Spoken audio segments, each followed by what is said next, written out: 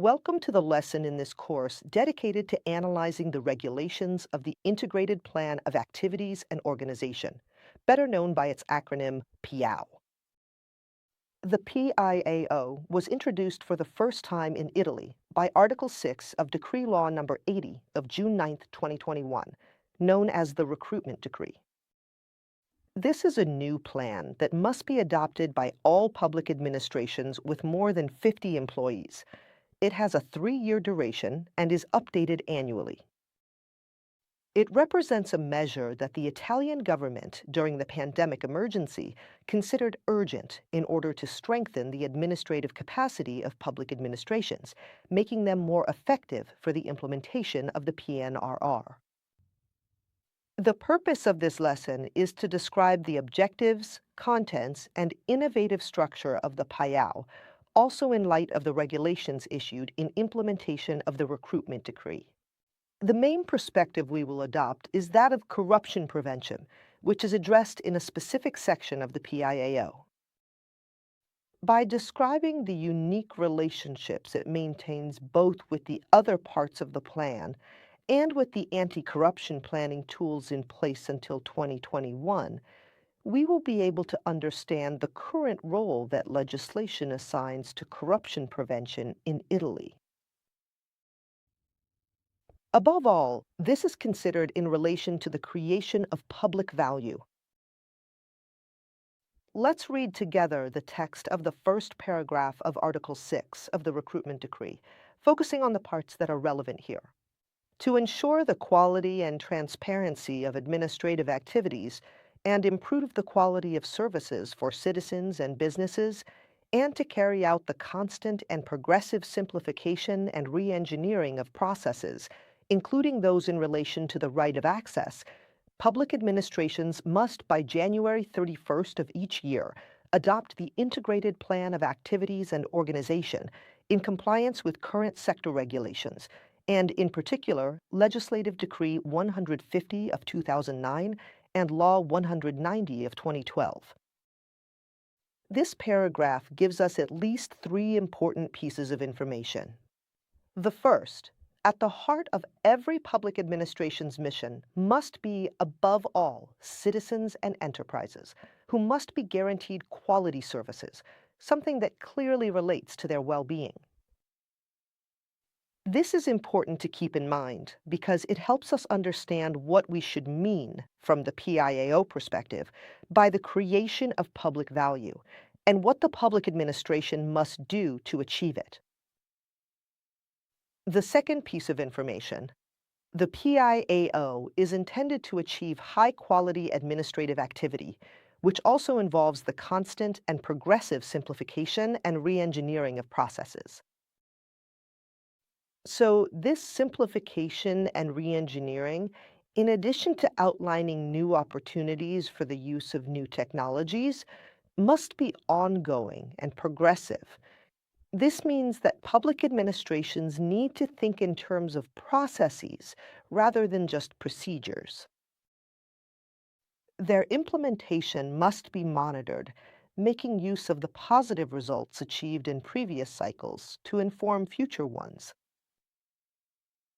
The third piece of information, the PIAO must comply with the current sector regulations, in particular Legislative Decree 150 of 2009 and Law 190 of 2012. This provision should be linked to Article 1 of Presidential Decree Number 81 of 2022, which identified the requirements related to the plans incorporated into the PIAO. According to its first paragraph, the requirements related to, among others, the following plans are eliminated, as they are incorporated into the appropriate sections of the PIAO.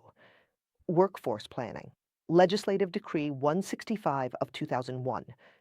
Performance plan, Legislative Decree 150 of 2009. 3-year anti-corruption plan, Law 190 of 2012. Organizational plan for remote work, Law 124 of 2015. This means that even if the PIAO absorbs and replaces previous planning tools, this does not automatically mean that all their regulations and the principles they must comply with disappear. And this is especially true for Law 190, the so-called Severino Law, which is still today the fundamental law regarding the prevention of corruption. Notice the interesting connection that emerges between performance regulations and corruption prevention. It's fundamental. After all, let's not forget that the PIAO was introduced by a measure called the Recruitment Decree.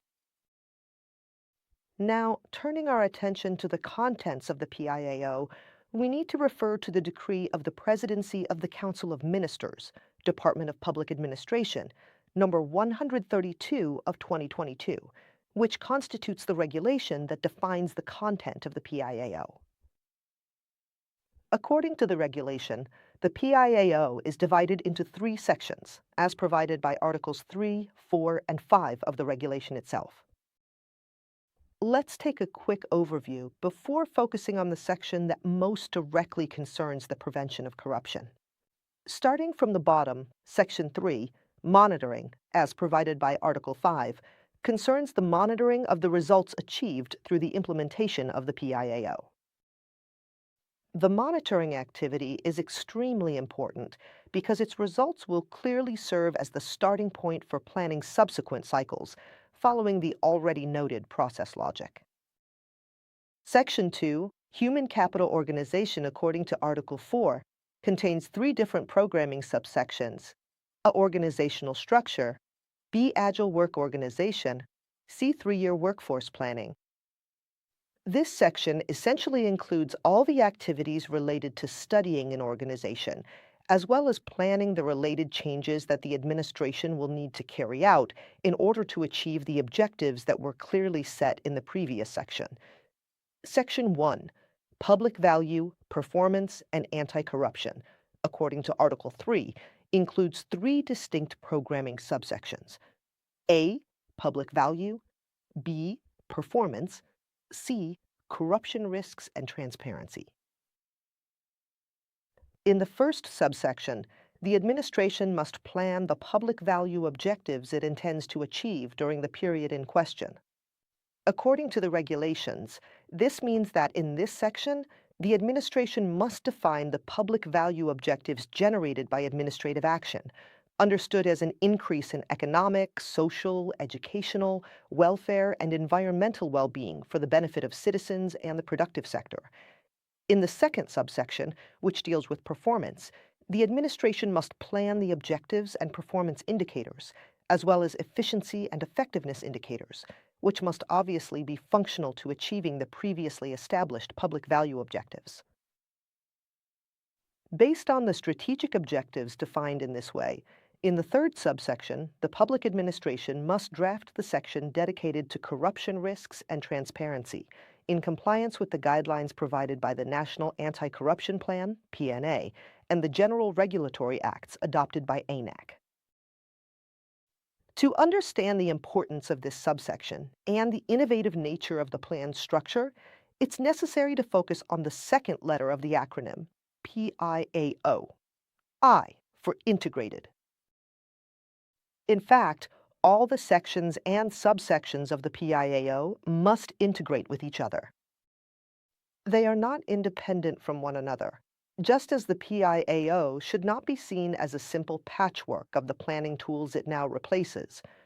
The key to proper integration lies in the awareness that each of them serves to achieve objectives aimed at increasing well-being. And this also applies to the subsection dedicated to corruption risks and transparency, which the new regulations have closely linked to public value and performance. Thank you for your attention.